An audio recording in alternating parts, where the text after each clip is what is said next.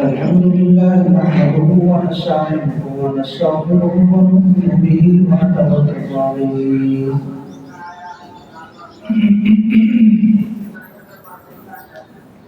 ونعوذ بالله من شرور انفسنا من يهده الله فلا مضل له ومن يضلله فلا هادي له وأشهد أن لا إله إلا الله وحده لا شريك له وأشهد أن سيدنا وسندنا ومولانا محمدا عبده ورسوله أما بعد فأعوذ بالله من الشيطان الرجيم بسم الله الرحمن الرحيم يا بني إني أرى في المنام أني أذبحك فانظر ماذا ترى قال يا أبت افعل ما تؤمر ستجدني إن شاء الله من الصابرين صدق الله العظيم وصدق رسوله النبي الكريم ونحن على ذلك لمن الشاهدين والشاكرين والحمد لله رب العالمين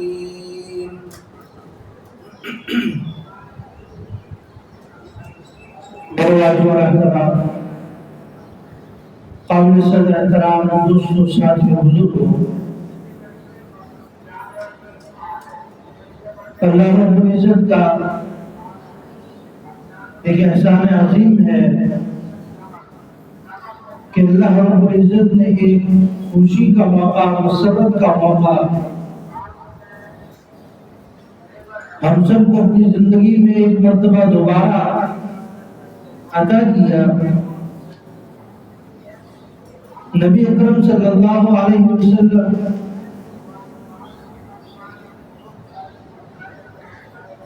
جب مدینے سے مکہ سے مدینہ ہجرت کر کے تشریف لے گئے تو وہاں لوگوں سے پوچھا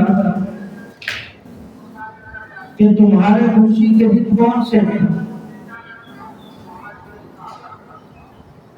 تو انہوں نے اپنے اعتبار سے 2 دن بتایا کہ خوشی کا فلاں دن ہے ہمارے ہاں اور اس دن ہم آپس میں خوب گپ شپ اور کھانا کھلانا ناچ گانا اس طرح کے رسم و رواج کرتے ہیں کیونکہ ان کا تعلق کسی عبادت کے ساتھ نہیں تھا وہ صرف ان کے ہاں 2 دن تھے جن میں وہ آپس میں اس طرح مل جاتے اور خوشی کا اظہار کرتے تو اس موقع پر نبی اکرم صلی اللہ علیہ وسلم نے فرمایا کہ اللہ رب العزت نے ہمیں بھی 2 دن خوشی کے دیے ہیں ایک عید الاضحیٰ اور دوسرا عید الفطر یہ وہ دن ہیں جن میں مسلمان آپس میں گپ شپ کا ماحول بھی کرتے ہیں ملنا ملانا بھی ہوتا ہے اور اس کے ساتھ ساتھ اللہ رب العزت کی مخصوص عبادات جو عام دنوں میں نہیں ہوتی ان ایام میں اس کو ادا بھی کرتے ہیں اب یوم الفطر عید الفطر جو گزری ہے وہ اس لیے ہوتی ہے کہ ایک شخص رمضان المبارک کے 30 ایام گزار کر آ جائے تو اس کی خوشی کے لیے کھانے پینے کے لیے اللہ رب العزت نے یوم الفطر کا دیتا ہے اسی وجہ سے کہا جاتا ہے کہ عید کے دن روزہ رکھنا اس کی بھی اجازت نہیں ہے ورنہ اللہ رب العزت کے ہاں روزہ ایک بہت ہی عظیم عبادت ہے لیکن جو شخص عید کے دن رکھے گا وہ آرام کا انتظام کرے گا، گناہ گار ہوگا۔ تو اس دن روزہ بھی نہیں رکھا جائے، کیوں اس دن کھانے کا حکم ہے۔ اور دوسرا عید الاضحیٰ کا دن، جس کا قربانی کرنے کا ارادہ ہو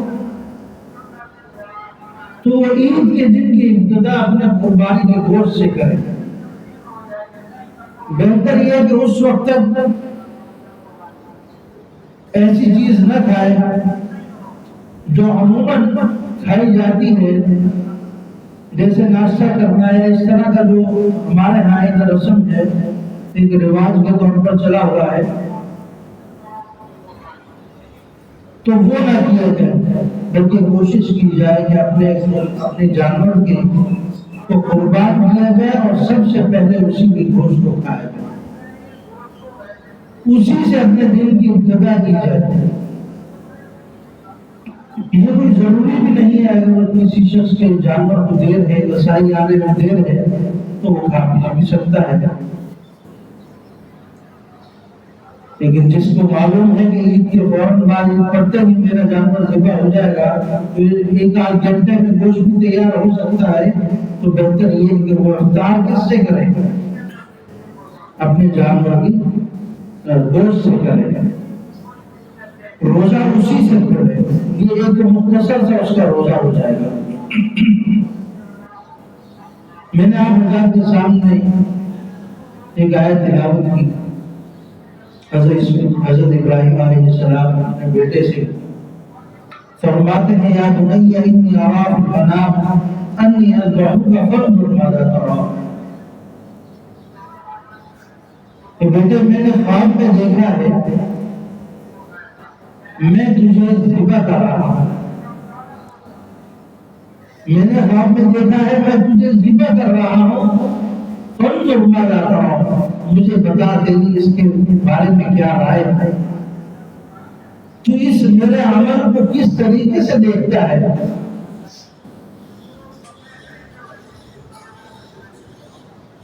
جب بیٹا بھی نبی کا ہو اور ابراہیم خلیل اللہ کا ہو، ظاہر تربیت بھی پھر ویسی ہی تھی، فوراً جواب دیا یہ نہیں پوچھا اللہ کا حکم ہے یا کیا ہے، اور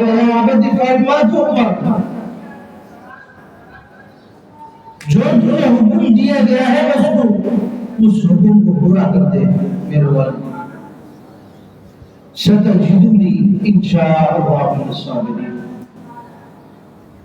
آپ مجھے ان لوگوں میں سے پائیں گے جو صابرین میں سے ہیں، صبر کرنے والوں میں سے، آپ شکوہ کرنے والوں میں سے نہیں مجھے پائیں گے۔ میں آپ کے لیے اس طرح نہیں ہوں گا کہ میرا والد مجھے ذبح کرنے کے لیے لے جا رہا ہے۔ آج حاجی حضرات جاتے ہیں، کنکر جہاں مارے جاتے ہیں تو وہ تین شیطان اسی طرح اس عمل کے دوران درمیان میں آتے ہیں کہ تیرا باپ مجھے لے کے جا رہا ہے ذبح کرنے کے لیے، تو کہاں جا رہا ہے؟ پھر دوسری شکل میں آیا، دوبارہ حضرت اسماعیل علیہ السلام کو رستے سے ہٹانے کے لیے کوشش کرتے ہیں، یہ ان کو کراس کرتے ہوئے آگے جا رہے، اللہ رب العزت نے ان کو بدتر بناتے ہیں اور عبرت بنا دیا۔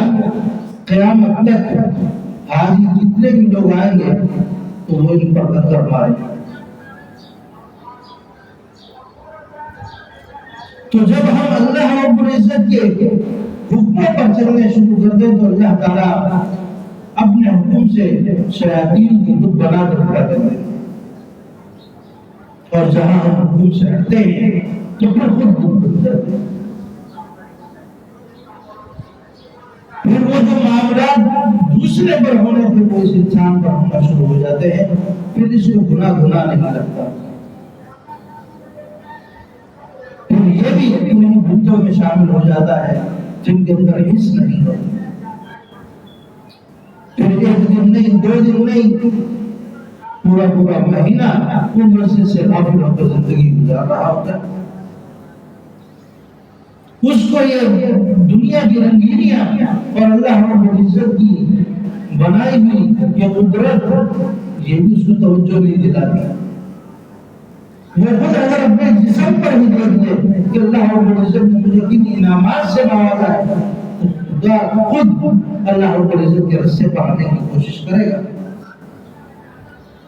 لیکن توجہ ہی نہیں جاتی, غافل ہوا بیٹھا مہینہ 2 مہینہ 3 مہینہ. بعض لوگوں سے پوچھتے ہیں تو وہ کہتے ہیں کہ میں عید اور عید پڑھتا ہوں,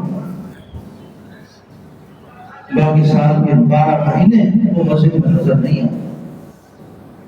کتنا افسوس کی بات ہے, ایک مسلمان جس سے اللہ رب العزت دن میں 5 مرتبہ ملنے کی خواہش رکھتے ہو اور وہ سال کے سال مسجد میں حاضر ہوتا ہو, کس منہ سے نبی اکرم صلی اللہ علیہ وسلم کا سامنا کرے, کیسے اپنے کو امت محمدیہ میں شامل کرے گا کہ ایک طرف باپ اپنے بیٹے کو ذبح کرنے کے لیے تیار ہے اور بیٹا ذبح ہونے کے لیے تیار ہے. اللہ کا حکم ہے یا میرے والد اس کو پورا کر دیا. حضرت ابراہیم علیہ السلام نے اپنے بیٹے کو لٹایا, الٹا لٹا دیا اور اپنی اور اس کی آنکھوں میں پٹی ڈالا. کہیں ایسا نہ ہو کہ ہم ایک دوسرے کے چہرے کو دیکھیں تو ہمارے اندر رحم آ جائے. پٹی ڈالا کہ اللہ کا حکم ہے, اس میں تاخیر نہیں ہونی چاہیے, اس میں کسی قسم کا کوئی جھکاؤ یا ہلکا پن نہیں ہونا چاہیے. جس طرح اللہ نے حکم دے دیا اس سے بہتر کرنے کی کوشش کرنی ہے. لٹایا, چھری پھیر رہے ہیں اور اپنی طرف سے یہ سمجھ رہے ہیں میرے حضرت اپنے بیٹے کو ذبح کرنا.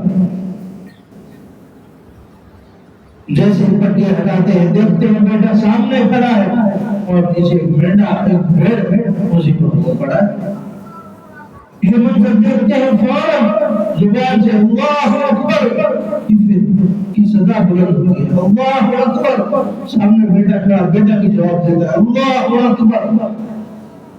جبرائیل امین اس وقت حاضر ہوتے ہیں, فوراً جواب دیتے ہیں لا الہ الا اللہ واللہ اکبر. پھر حضرت ابراہیم علیہ السلام نے دوبارہ اللہ اکبر وللہ الحمد. آج یہ تکبیرات ہمیں اس وجہ سے کہا جاتا ہے, اس کو بار بار کرو کہ میرے بندوں نے ایک موقع تھا جس وقت اپنے بیٹے کو ذبح کرنا تھا اور اس خوشی میں اللہ کی کبریائی بیان کی. اللہ اکبر اللہ اکبر لا الہ الا اللہ واللہ اکبر اللہ اکبر وللہ الحمد. اللہ تعالیٰ نے اپنے مومن بندوں پر یہ لازم کر دیا کہ مسجد کے لیے آؤ تو یہ تکبیرات کہتے ہو جاؤ. عید الاضحیٰ کا دن وہ خصوصی طور پر اس کو بار بار پڑھا جائے. آپ اپنی جگہ سے کھڑے ہو رہے اس تکبیر کو پڑھیں, بیٹھ رہے تکبیر کو پڑھیں, چلتے ہوئے اس تکبیر کو پڑھیں. یہ ایسی تکبیر ہے کہ مومن کی ہر وقت زبان پر آنا چاہیے کہ یہ تکبیر ہمیں ایک عظیم واقعے کی یاد دلاتی ہے کہ جس میں ہم اپنے رخت جگر کو قربان کرنے کے لیے تیار ہو جاتے ہیں, جس میں ہم اللہ کے حکم کو پورا کرنے کے لیے یہ نہیں دیکھتے کہ میں نے اس پر کتنی محنت کی ہے, میں نے اس کی پرورش کتنی کی ہے, سب کچھ بھلا دیتے ہیں صرف اللہ کے حکم کو سامنے.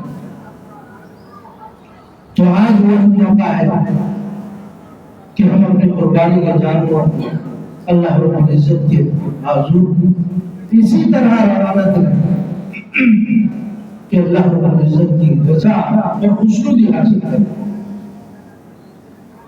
اور اسی خوشنودی کے لیے جس خوشنودی کو حاصل کیا حضرت ابراہیم علیہ السلام پھر لقب ملا خلیل اللہ, اللہ کے دوست کا. تو ہم میں سے کون ہے جو نہیں چاہتا کہ ہم اللہ کے دوست بن جائیں, ہم اللہ کی چاہت پر اترنے والے بن جائیں. اللہ ہم سے جس طرح چاہے ہم اس طرح بن جائیں، یہ ہر ایک کی خواہش ہے۔ تو اس خواہش کو پورا کرنے کے لیے اپنی کچھ چاہتوں کو قربان کرنا، اپنی کچھ خواہشات کو دبانا ہوگا، اللہ رب العزت کی خواہش کو، اللہ رب العزت کی چاہت کو سامنے رکھنا۔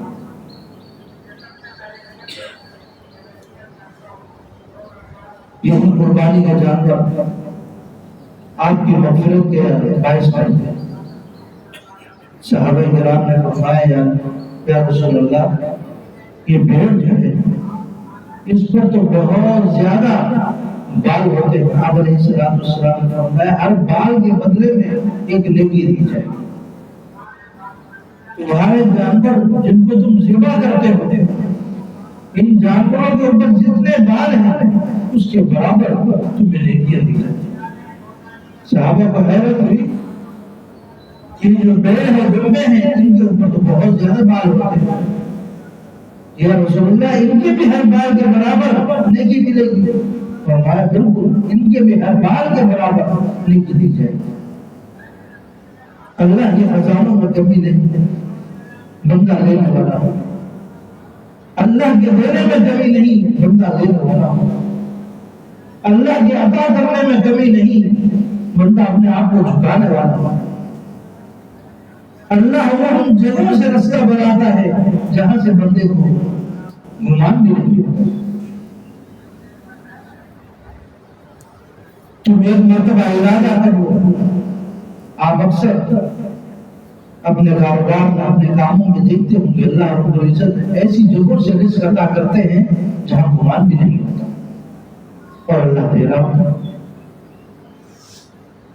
اور آدمی سمجھتا ہے بعد میں کہ یہ سارا کا سارا میری اپنی محنت ہے، حالانکہ وہ اللہ کی عطا ہوتا ہے۔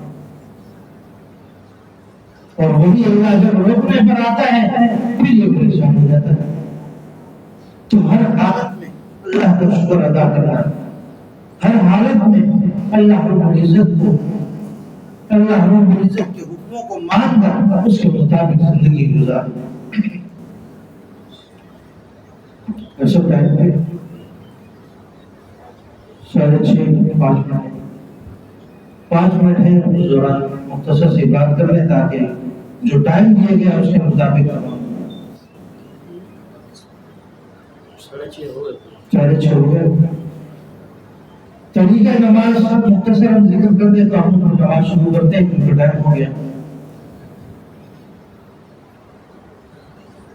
عید کی نماز عام نمازوں کی طرح ادائیگی ہوتی ہے، اس کی صرف 6 زائد تکبیرات کہی جاتی ہیں۔ 3 تکبیریں پہلی رکعت میں اور 3 تکبیرات دوسری رکعت میں۔ 3 تکبیرات پہلی رکعت میں سنا کے بعد پڑھی جاتی ہیں۔ امام اللہ اکبر کہے گا اور اللہ اکبر تکبیر تحریمہ کے فوراً بعد پھر 3 زائد تکبیریں کہی جائیں گی سنا پڑھنے کے بعد، اور اس کے بعد سورہ فاتحہ اور سورت کو ملائی جائے گی۔ پہلی رکعت مکمل کر کے دوسری رکعت کے لیے کھڑے ہوں گے، سورہ فاتحہ اور کوئی سورت پڑھی جائے گی تو رکوع میں جانے سے پہلے پھر 3 تکبیریں کہی جائیں گی دوسری رکعت۔ بس یہ ایک مختصر سا فرق ہے اور بقیہ نماز پھر مکمل ہو جائے گی۔ نماز شروع کرتے ہیں، ٹائم پورا ہو چکا۔